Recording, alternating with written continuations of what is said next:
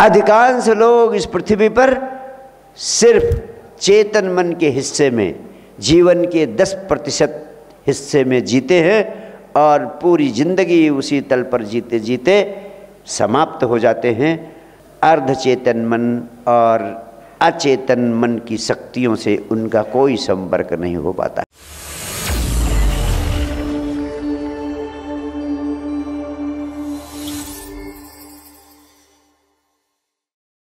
मैं सबसे महत्वपूर्ण बात आपसे कहना चाहता हूं, इस पृथ्वी पर हर आदमी की आकांक्षा है कैसे वो धन से लेकर ध्यान तक, पदार्थ से लेकर परमात्मा तक हर मनचाही मंजिल को पाले। हर व्यक्ति भौतिक जगत में सुख समृद्धि की ऊंचाइयों पर पहुंचना चाहता है। हर व्यक्ति इस जिंदगी में हर मनचाही चीजों को, हर मनचाही मंजिल को प्राप्त करना चाहता है और हर मनचाही चीजों को, हर मनचाही मंजिल को प्राप्त करने के केंद्र में जो महासूत्र है, उस महासूत्र को मैंने ध्यान की संज्ञा दी है।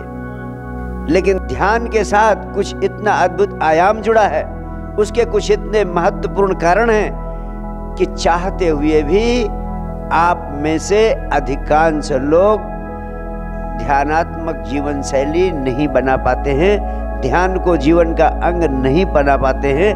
अधिकांश लोग ध्यान करने की चेष्टा करते भी हैं तो 4-6 दिन में ध्यान करना उनके लिए संभव नहीं हो पाता है। तो बहुत थोड़े से लोग हैं जो किसी तरह से प्रेरित होते हैं और लगातार ध्यान करने की दिशा में सार्थक कदम उठा पाते हैं। लेकिन अगर ऐसे ही चलता रहा तो अधिकांश लोग इस पृथ्वी पर 99% से भी अधिक लोग ध्यान की महाऔषधि से वंचित रह जाएंगे।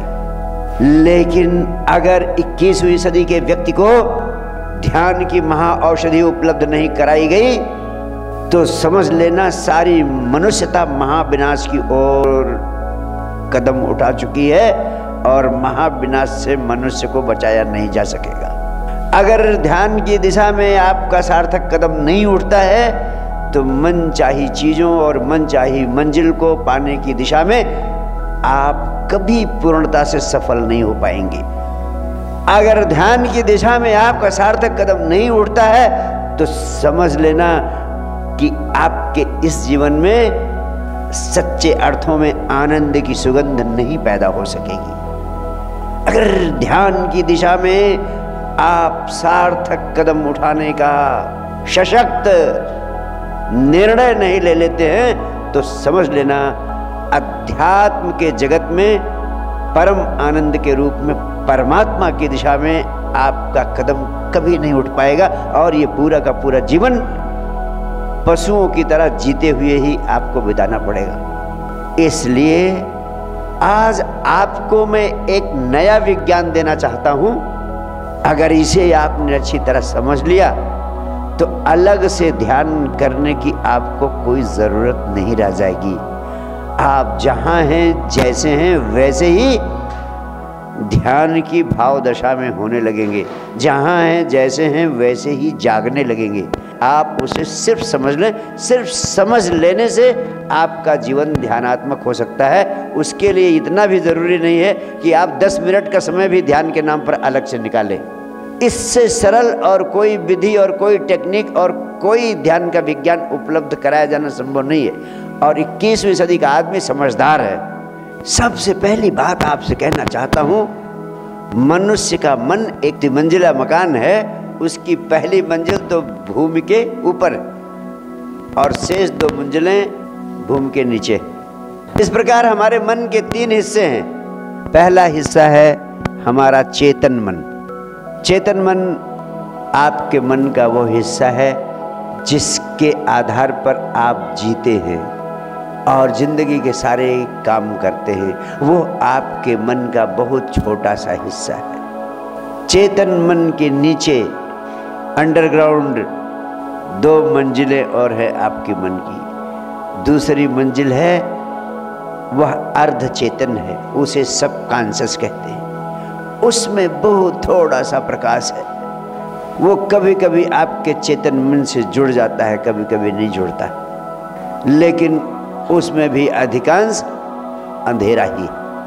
और तीसरी मंजिल, जो सबसे नीची मंजिल है आपके मन की, वह अचेतन मन है, अनकॉन्शियस माइंड है। वो अनकॉन्शियस माइंड, अचेतन मन इसलिए अचेतन कहा गया है क्योंकि वह पूरा का पूरा ही अंधेरे में है। उससे आपका कभी कोई संपर्क नहीं बन पाता। और आपके जीवन का सबसे महत्वपूर्ण आयाम अचेतन मन है।